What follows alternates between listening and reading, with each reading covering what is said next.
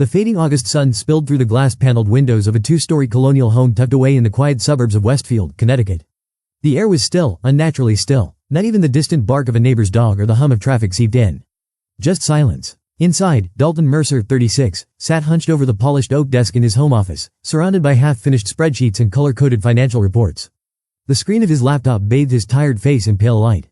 His tie hung loose, sleeves rolled up to his elbows, and his fingers, slightly trembling, brushed absently across the gold wedding band he had worn for 8 faithful years. This time last year, he would have heard the soft jazz from the record player Wren adored, her voice humming along from the kitchen, occasionally calling up the stairs asking if he wanted tea or leftovers from lunch. But lately, that version of their life had slipped into memory. Tonight was no different. It was 8:15 p.m. Wren's Mazda CX-5 was parked in the driveway.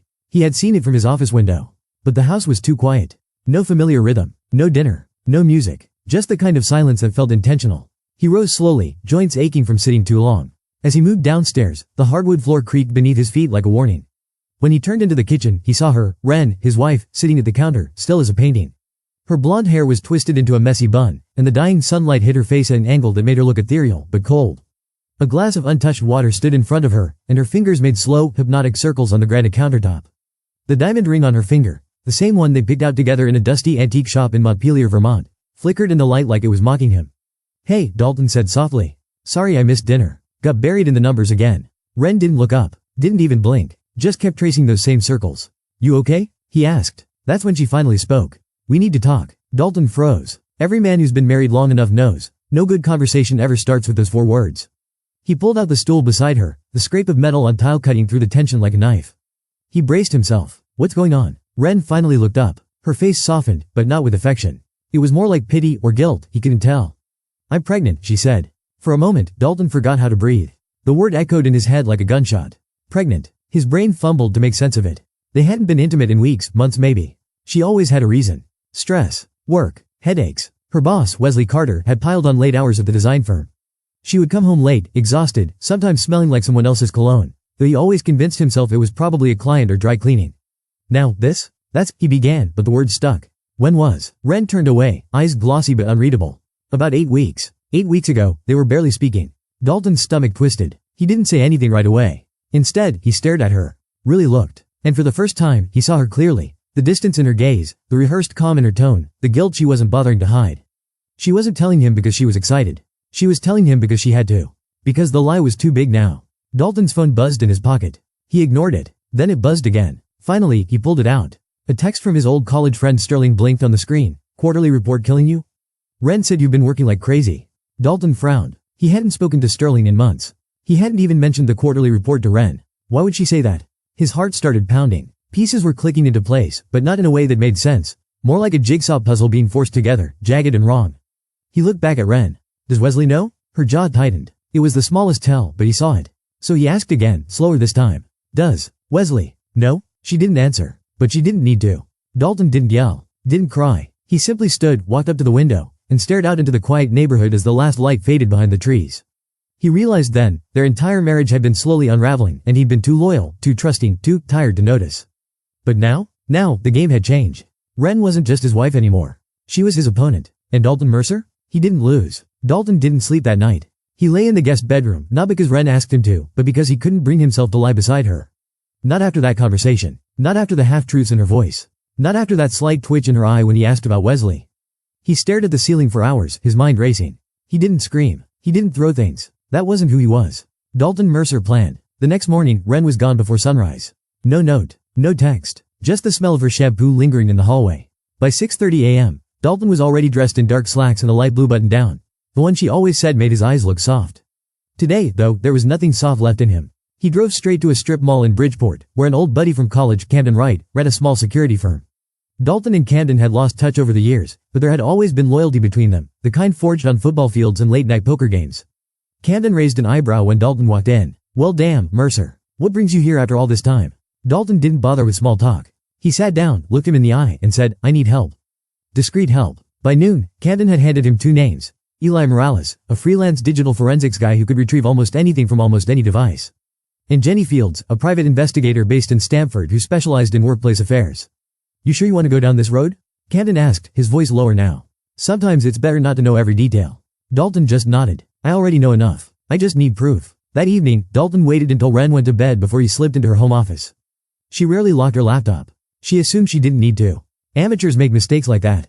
Dalton inserted a clean USB stick and copied her emails, calendar, Zoom call history, and her internet search logs, everything.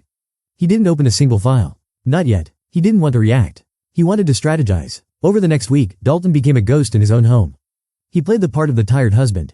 Smiled when Ren walked in. Kissed her forehead. Asked about her day. Watched her lie without blinking. At night, he combed through the digital files with Eli's help.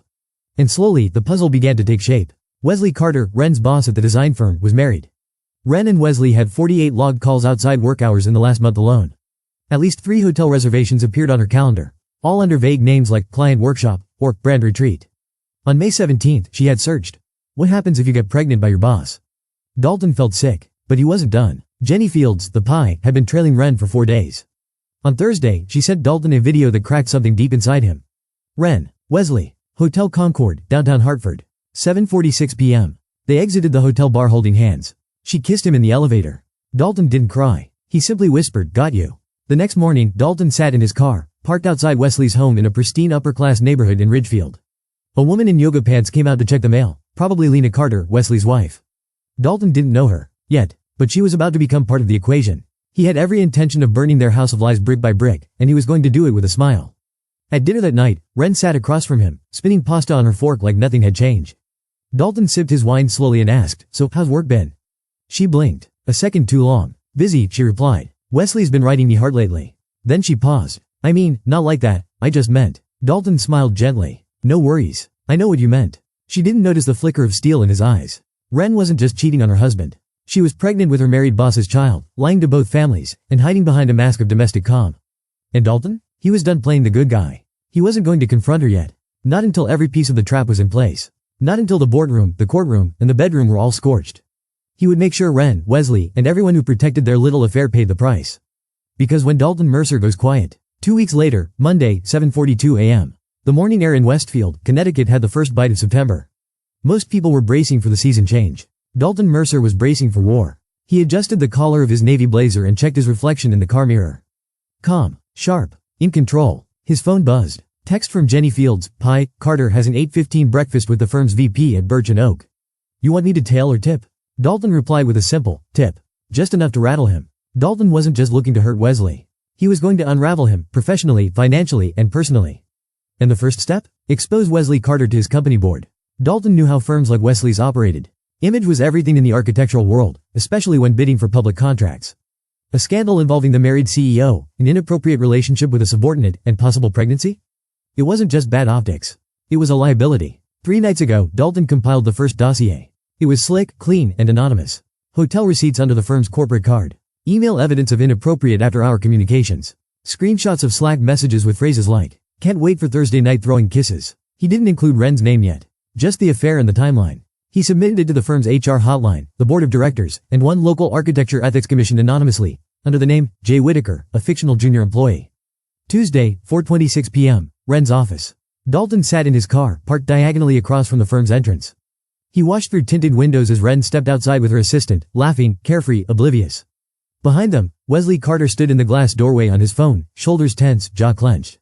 He was unraveling already. Good. The trap had only just started to tighten. At home, Dalton kept playing the part. He made dinner. He brought her decaf tea. He massaged her shoulders. Ren had no idea he was behind Wesley's sudden stress or the HR committee's random compliance audit last week. She even said, "Wes is acting weird lately. I think the board's on his back for something. He snapped at me today." Dalton had smiled. Maybe he's just burned out. She kissed him for the first time in weeks that night. He didn't feel a thing. Wednesday. Phase 2. Dalton met with Angela Martin, a real estate lawyer, at a coffee shop in Stamford. She had helped him and Ren close on their house years ago. She didn't know yet she was being hired to help remove Ren's name from every asset she touched. "I need full ownership of the house," Dalton said, calm but firm. "She doesn't know I'm preparing to file yet, but I need to be ahead." Angela raised an eyebrow. "You sure about this?" Dalton nodded. "She's not who I thought she was. I want her out of the house by end of the year." He handed over a flash drive with full financial records, timelines, and one scanned email thread that proved Ren used a fake client name to schedule time off for hotel stays. Angela exhaled. "She's going to regret this." Dalton didn't answer, but his eyes said it all. Thursday night, dinner with the Carters. This was Dalton's boldest move yet. He mailed the full evidence dossier, this time with Ren's name and pregnancy timeline included, directly to Lena Carter, Wesley's wife. He printed it. No email. No digital trail. Just an elegant cream-colored envelope, labeled, "I thought you deserved to know." The package included surveillance stills of Wesley and Ren entering Hotel Concord. A printed text exchange. "Ren, what if the baby's yours? Wes, then we figure it out. I'm not abandoning you." Dalton dropped it off at the Carter residence himself, late Thursday night. He wore a baseball cap and hoodie and walked calmly to their porch. Security camera or not, he didn't care anymore. He wasn't hiding. Friday morning, 7:01 a.m. Ren burst into the kitchen, phone clutched in her hand, tears streaking her face. Wesley's wife found out, she gasped. She called our. He's on leave. She's threatening to go public. Oh my God, Dalton, I don't know what to do. Dalton poured himself a coffee. Calm, collected. He sipped, looked her in the eye, and finally spoke. Maybe you should have thought about that before you slept with your boss. Her eyes widened. She froze. You, what? Dalton's voice was a blade now. You think I didn't know? You think I haven't known for weeks? Ren's lips parted but no sound came out. He placed the coffee cup down gently. You're carrying another man's child. In my house. Wearing the ring I gave you. Sitting in a kitchen I paid for. It was a mistake. No, Dalton cut in, sleeping with him once would have been a mistake. Lying for months was a choice. She broke down sobbing, but Dalton didn't move. He had one more blow to deliver. I've already filed to remove you from the deed. My lawyer will be in touch. You're free to go live your fantasy, but not in my house. Ren collapsed onto the floor. The woman who once promised forever now looked like a stranger, small, broken, and exposed. Dalton walked past her, picked up his briefcase, and said over his shoulder, "Oh, and Ren? Wesley's not going to save you. His career's over." Outside, the sky was just starting to lighten. A new day was coming. Dalton stepped into his car, turned the key, and let out the first real breath he'd taken in months.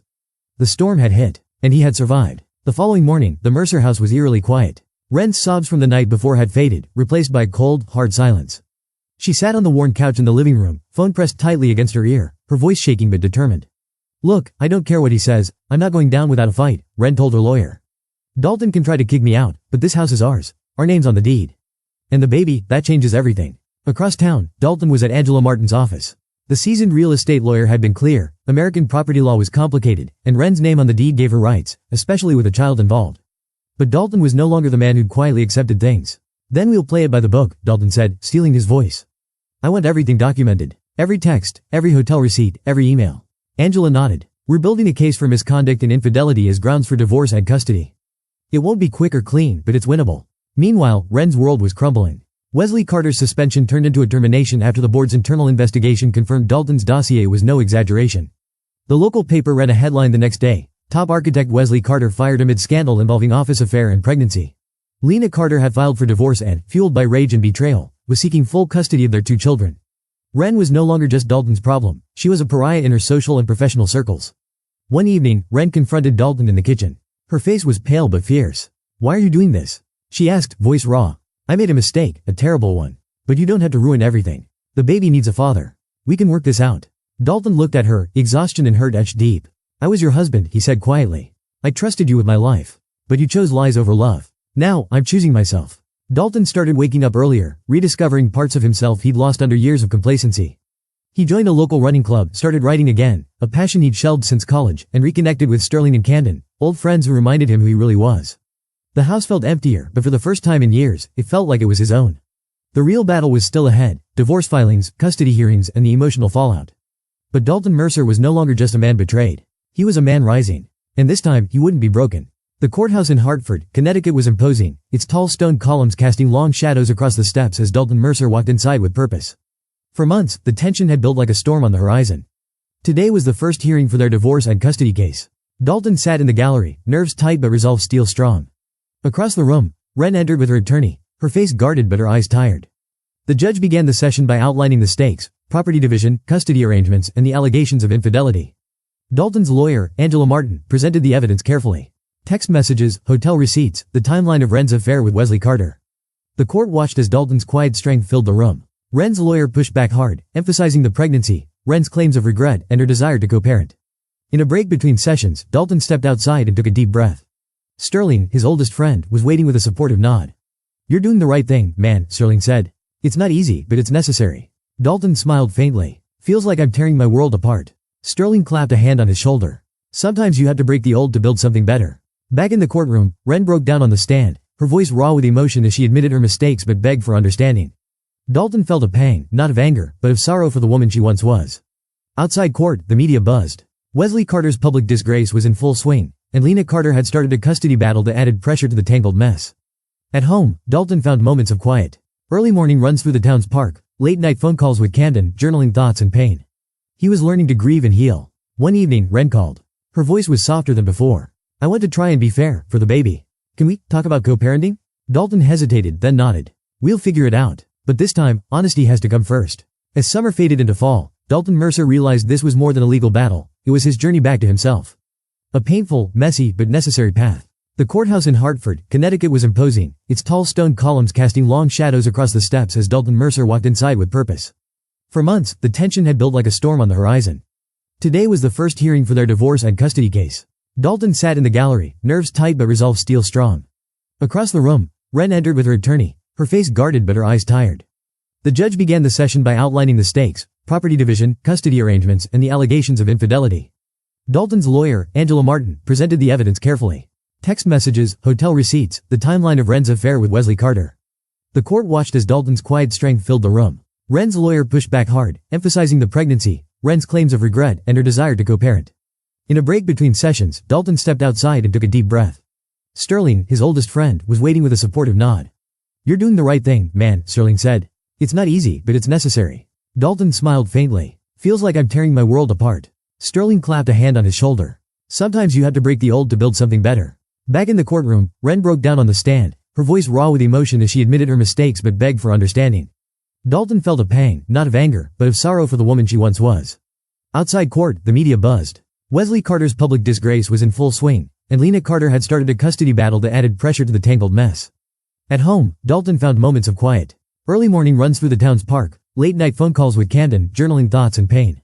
He was learning to grieve and heal. One evening, Ren called. Her voice was softer than before. I want to try and be fair, for the baby. Can we talk about co-parenting? Dalton hesitated, then nodded. We'll figure it out. But this time, honesty has to come first. As summer faded into fall, Dalton Mercer realized this was more than a legal battle. It was his journey back to himself. A painful, messy, but necessary path. The leaves in Westfield, Connecticut had turned a fiery orange and gold, a sign that fall was fully here. For Dalton Mercer, the changing season felt like a metaphor for his own life, shedding the old, uncertain but hopeful about what was next. Divorce finalized, Ren had moved out of the house. The silence in the once lively home was profound, yet it no longer felt like a prison. Instead, it was a space where Dalton could breathe, think, and slowly heal. He spent more time with old friends like Sterling and Camden, rediscovering laughter and support he'd forgotten he needed.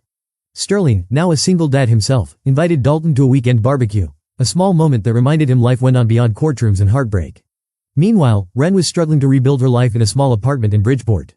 The fallout from the scandal had left her isolated professionally and personally. Her calls to Dalton about the baby were cautious, tinged with regret and vulnerability. One rainy afternoon, Dalton answered. I'm scared, Ren admitted softly. I don't know if I'm a good mom. I don't know what to do. Dalton listened. For the first time, the pain between them softened into something quieter, a fragile, tentative truce for their child. Dalton focused on work, but also found time to pick up his old passion for writing. He started journaling about everything, the betrayal, the heartbreak, the hope. Family dinners with his parents, once strained and awkward, began to thaw as Dalton reasserted himself, asking for their support not just as a son, but as a man who had grown stronger through pain. One evening, walking through the quiet streets of Westfield, Dalton looked up at the stars. He whispered to himself, this is just the beginning. The road ahead was still uncertain, filled with challenges and healing, but for the first time in a long time, Dalton Mercer felt ready to face it, head on.